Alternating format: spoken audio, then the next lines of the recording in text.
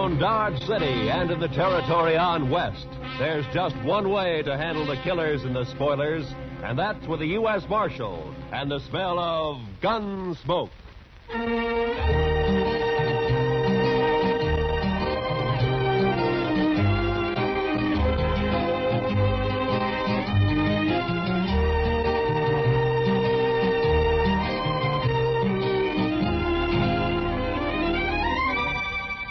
Gunsmoke, starring William Conrad. The story of the violence that moved west with young America. The story of a man who moved with it. Matt Dillon, United States Marshal.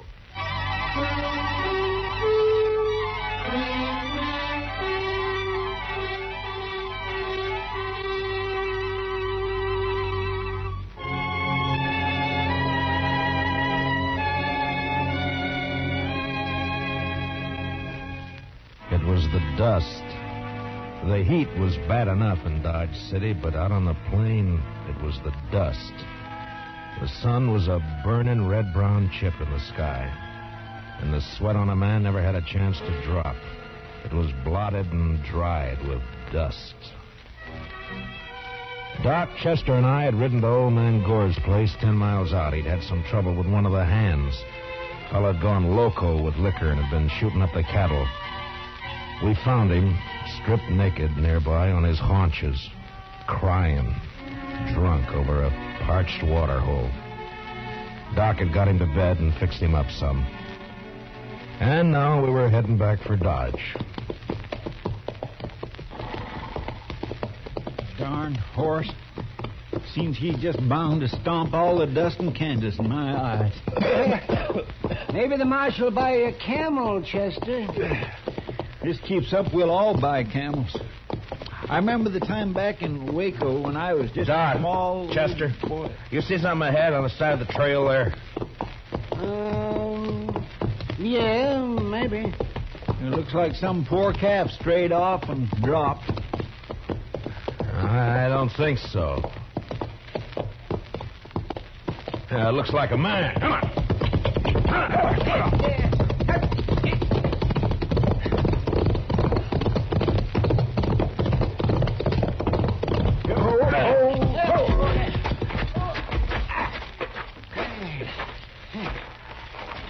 Chester, get the water bag. Yes, sir. Yeah, let me have a look, Marshal. Yeah. Let's see. Heat. Is he all right? Well, depends on how long he's been lying here. Here you are, Mr. Dillon. Open up his shirt, Marshal. Chester, get some of that water on his wrist. All right. It looks like an Easterner, huh? Sure not dressed for this country. Oh, that's better. That's better.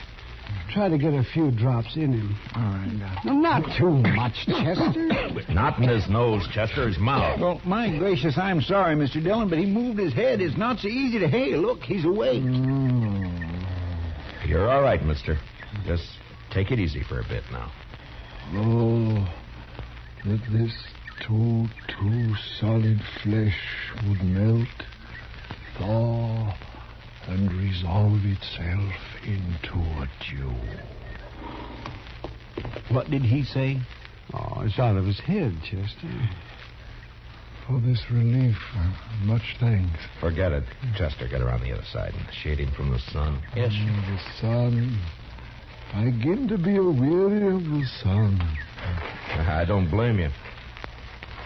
What happened? My wagon shed a wheel, I fear, along the high road. I know not where I am. You're about 4 miles out of Dodge City. Kansas. Kansas. Oh, I would give all my fame for a pot of ale and safety. We better get him to town quick. He's in a bad way. He's delirious. You think you can make it on a horse? We'll take you into... We'll take him into Dodge.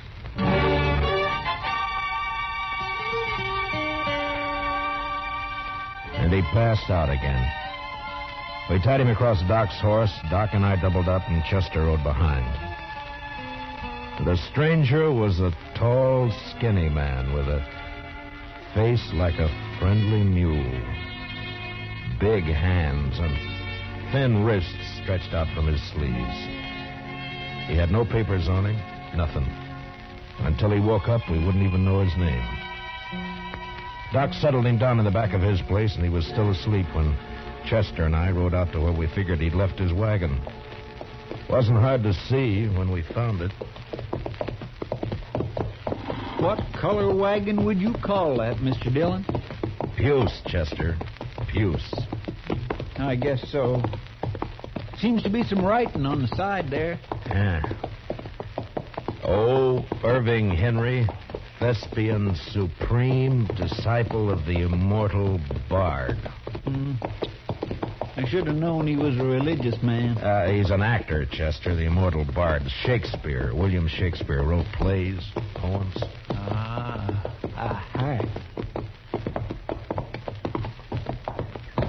But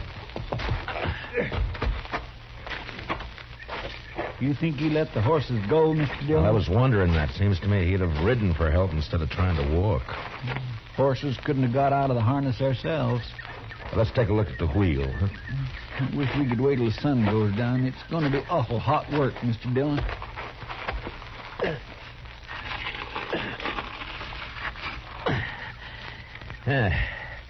It's not too bad. The pin fell out. Must be another in the box at the back. Take a look, will you, Chester? Yes, sir. I'll prop the wheel up here. Now. Mr. Dillon? Yeah, can't you find it? Will you come here a minute? What's the matter?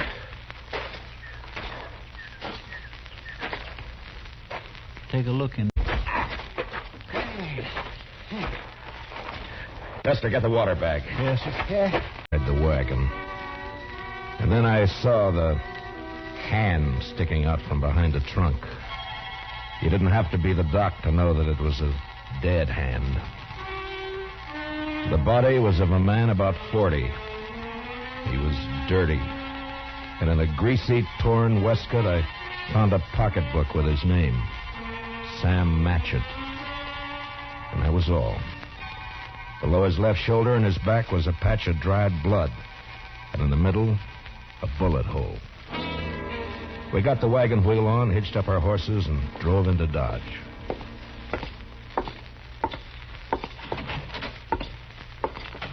Doc? Oh, that's you, Marshal. Yeah. Yeah, be right out. All right. Get that fella's wagon fixed up? Yeah, I brought it in. Is he awake? Oh, I haven't looked in the last half hour. I was making coffee. You want some? No, thanks. Oh, it's a funny thing about coffee. When it's hot weather like this, drink it scalded and it makes you feel cooler outside. Look, Doc, I got to see that fellow. I want to ask him a couple of questions. Oh, that's so? I found a dead man in the back of his wagon. You don't say. You better take a look. Chester's bringing him in the side. Oh, sure. You want to go on back? Yeah, thanks, Doc.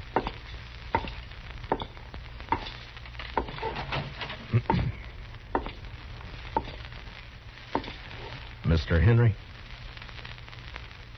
Mr. Henry, wake up. Yes, what? Oh. Your name, Irving Henry? Irving Henry. What is this place? Now, you got to listen to me for a minute. We found your wagon. Ah? Did you let the horses go before you sat on your own? Of course. I could not let them remain to die. Well, how come you didn't take one to ride? I have a loathing of horses. I cannot bear one under my body. There is a carafe of water beside the bed. Would you be good enough, Mr. Dillon, Matt Dillon. I'm the marshal here in Dodge City.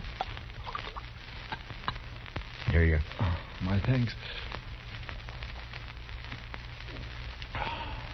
Now, what were you doing with a dead man in your wagon, Mr. Henry?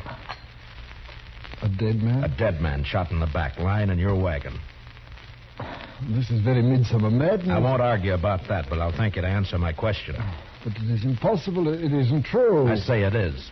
You lie in your throat if you say that I'm any other than an honest man. Look, mister, I didn't say you weren't honest. You're an actor. And you got a fine way of saying things, but murder's murder. I don't care how you say it. Now, I'm asking questions, and I want straight answers. Well, your pardon, sir. What you tell me, in truth, if it were played upon a stage, I would condemn it as an improbable fiction. I swear to you, I know nothing of a body. Did you come through Hayes City? Yes? Do you know a man there called Sam Matchett? No. You had no trouble in Hayes City? No. What are you doing in these parts, Mr. Henry? I am touring the provinces. An actor eating the bitter bread of banishment. And my talents are not taken for their worth in the East. And therefore, I bring the immortal bard to the hinterlands. And now, sir, that the interview is ended, pray give me leave to depart. I'm sorry, I can't do that. You'll have to stay until we get this thing cleared up. Mr. Dillon, Doc would like to see you. All right, Chester. Stay here with Mr. Henry, will you? Well, sure, Mr. Dillon, sure. How are you feeling by now, Mr. Henry? Would you like some more water? Evil manners live in brass. Doc? Right here, Marshal. Yeah. Fill me cup, sir, father's boy. What was that? What'd you find? Well, there's one thing. This man didn't die right away. I mean, not right when he was shot. Is that so? No. More likely bled to death. Inside. Uh-huh. You think he might have been able to climb up in the wagon after he was shot? He might. There's another thing. Yeah? You see the way he's dressed? Now, you take a look at that. What the hell? Come on, Doc. Chester. What's the matter with him? Chester. He took my gun when I was pouring him some water, Mr. Dillon. He must have gone through the window, Marshal. I tried to get it back. It went off. Take care of Chester, Doc. I'm going after him.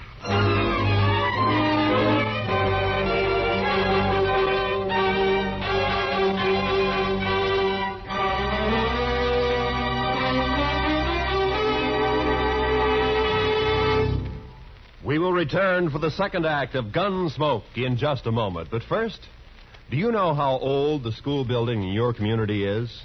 If it's over 25 years old, the chances are that it's woefully inadequate to the present demands on it. Certainly thousands of schools all over America are unable to meet the needs of a greatly increased enrollment. And all our school children will suffer unless all of us work actively to improve conditions. Join with the groups in your community working for better school conditions. Remember, better schools build a stronger America. Now, the second act of Gunsmoke.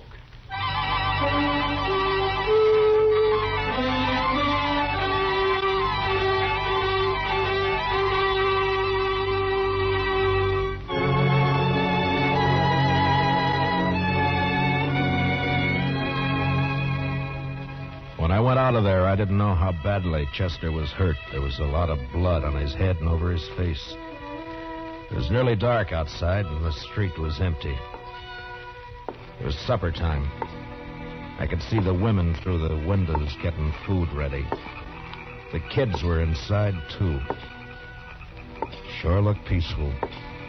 But with Henry out with a gun, well, that wasn't a good thing to have running around loose in Dodge.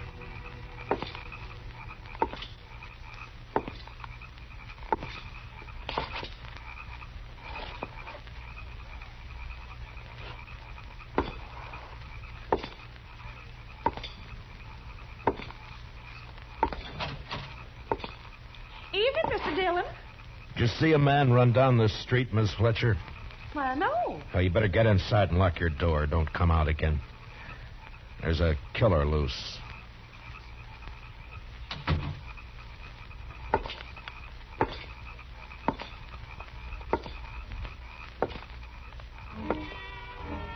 I walked the length of the street, listening, waiting.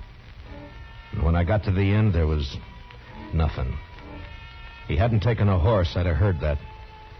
And in a way, I was sorry, because if he'd tried to hide and dodge, there'd be no way to get out of shooting that wouldn't get women and kids hurt. A breeze came up and swirls of dust flew around, and then settled as the air became still and hot again. I went back to Doc's place.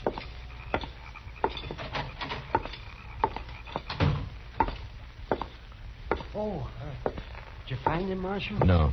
How's Chester? Oh, I'm fine, Mr. Dillon. Just creased my head. More mess than hurt. Oh, good, Chester.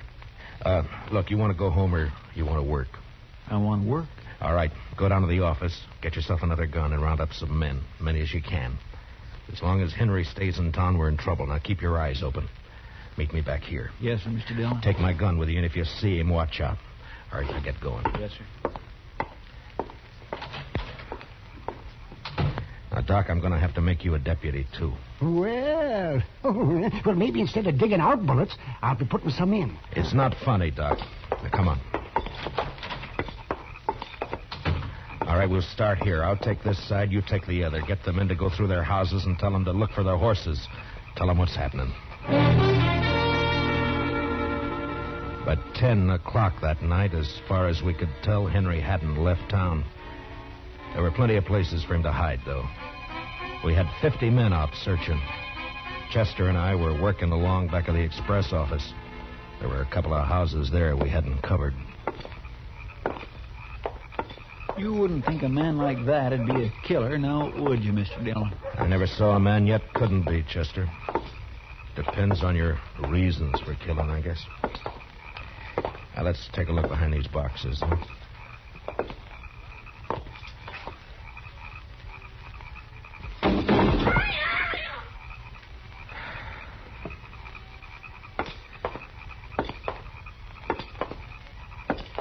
You think he could have got this far?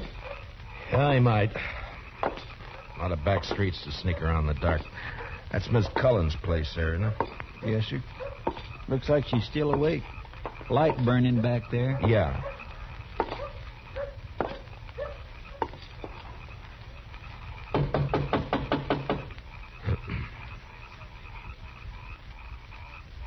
Seem a bit cooler to you tonight, Mr. Dillon? Yeah, a bit.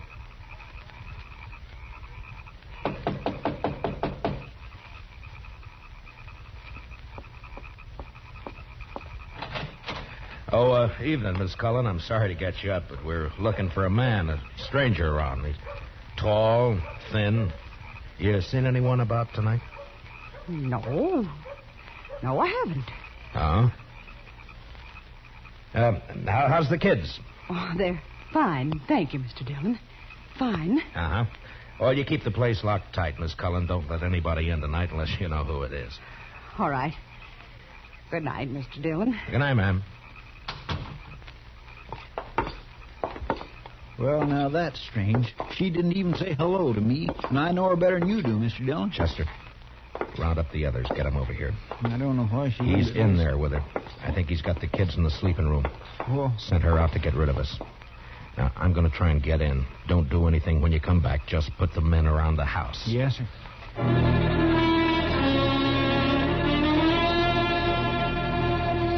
I'd seen Miss Cullen make a move with her head, and her eyes said the rest. When I told her to lock up, I shook my head, and I hope she understood. I wanted that front door to stay open.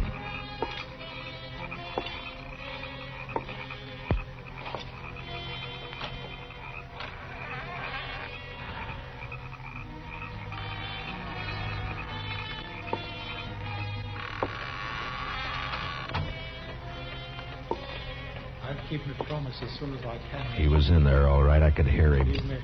I wanted him alive. But I wasn't going to risk hurt to Miss Cullen or the kids getting him. Please. I did what you asked. Don't hurt the children, please. They will never know this night. And in the morning, when they will. What's that?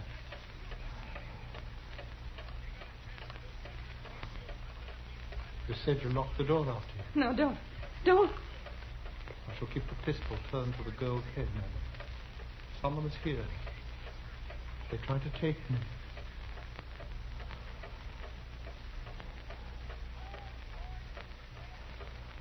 Who is it? Who?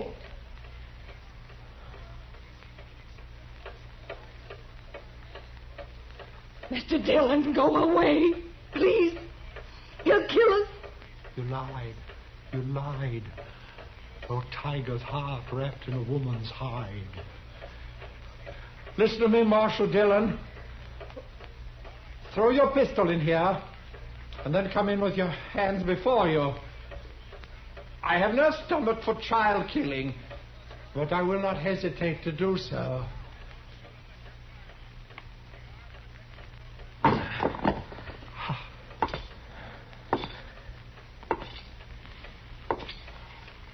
Now, give me the gun, Henry. No. You won't be able to get out of this. I must. There is living to be done. You know, that fancy talk isn't going to help either. Now, why don't you climb down? What happened to Matchett? Nothing happened to Match. Why'd you kill him? I didn't. In 5 minutes or less, there'll be 50 men or more around here. Now, what are you going to do? I don't know. If you didn't kill Matchett, you'll get a chance. I'll see to that. There's no use going on this way. Give me the gun. I cannot. It is my prop of salvation. No gun is salvation to anybody. Put it down.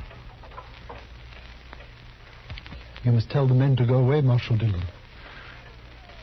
I'll have to take one of these children with me for my protection. No. Shed a tear for me, madam. I have the greater need. You do a lot of talking, mister.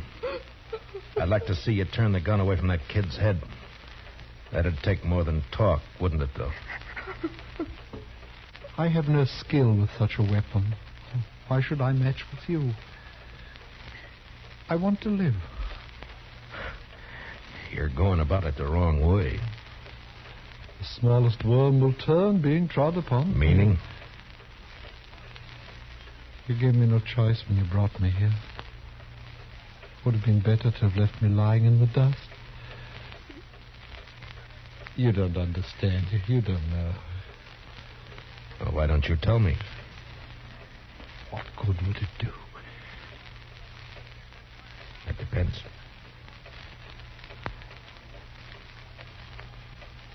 My life has been the theater. As a boy, I was a student of Shakespeare. You would look at me. Who would accept this face for Hamlet? This ill-shaped body for Romeo? His speech has become my speech, but the fools only look. They cannot listen for laughing. There have been ugly men before you. It hasn't been cause for murder. Why'd you kill Matchett?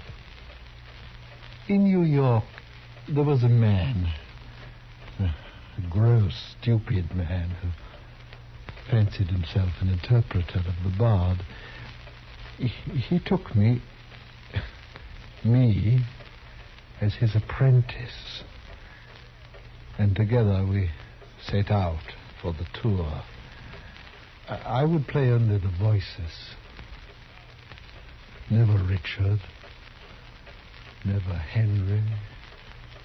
Never Lear. Only the voices. Whilst he, stumbling, drunken, he muddled and tore to a tatter the words that I should have spoken. You killed a man because you wanted to play a hero? How easily murder is discovered. Yeah, sometimes, I guess. It was yesterday. We were leaving Hayes City. We'd played there for 2 days, and it made me a laughing stock. It was night, and he became drunk and threatened to leave me in the next town. I made him stop the wagon, and taking up a pistol, I shot him. He did not die at first, and when I saw what I had done, I wanted him to live. And I put him into the wagon, and I drove on, hoping to find a doctor. Then, as the night passed, I saw that he had died. And I was afraid. The wagon broke down? Yes, I put my purse into his clothes and took his name for mine. How I've hated the name of Sam Matchett. But you wouldn't understand. I wouldn't? Well, what now? I want to live. I want my chance. You've done a murder. I can't let you go. You know that. Don't make it harder. I lost my husband 2 years ago. I know what it is to be alone. You've been alone, haven't you? I'm sorry. But you killed someone. We may pity, though not pardon thee, eh? I'm going now, Marshal. If you walk out of there with your gun, you're a dead man. Death's a great disguiser. I must have my chance. Don't do it, Matchett. There'll be killing. Madam, forgive me. I would not have harmed your children. Matchett, put down your gun. Let me go my way. Please. There are a lot of men waiting for you out there, Matchett. You know what'll happen if you open the door.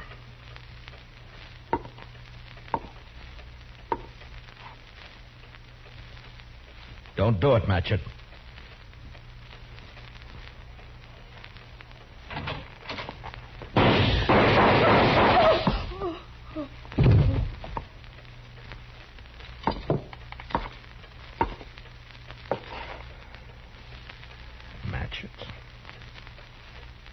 Sleep.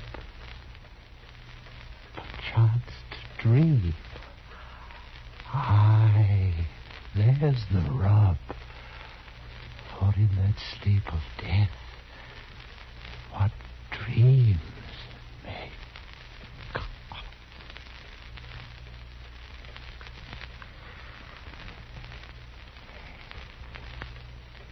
Matchett.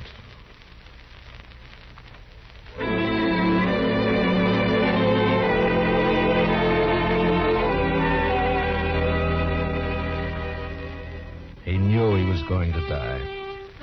The minute he opened that door, he knew it. And maybe he wanted to, because he fired first, a single shot.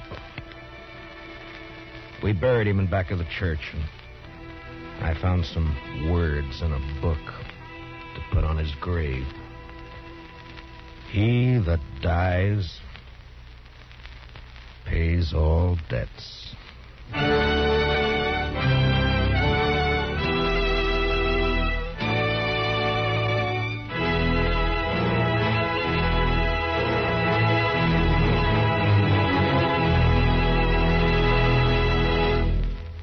Gunsmoke, under the direction of Norman Macdonnell, stars William Conrad as Matt Dillon, U.S. Marshal. Tonight's story was specially written for Gunsmoke by Anthony Ellis, with music composed and conducted by Rex Corey. Hans Conrad was featured as Henry, with Mary Lansing as Mrs. Cullen. Parley Baer as Chester, and Howard McNear as Doc. Join us again next week as Matt Dillon, U.S. Marshal, fights to bring law and order out of the wild violence of the West in Gunsmoke.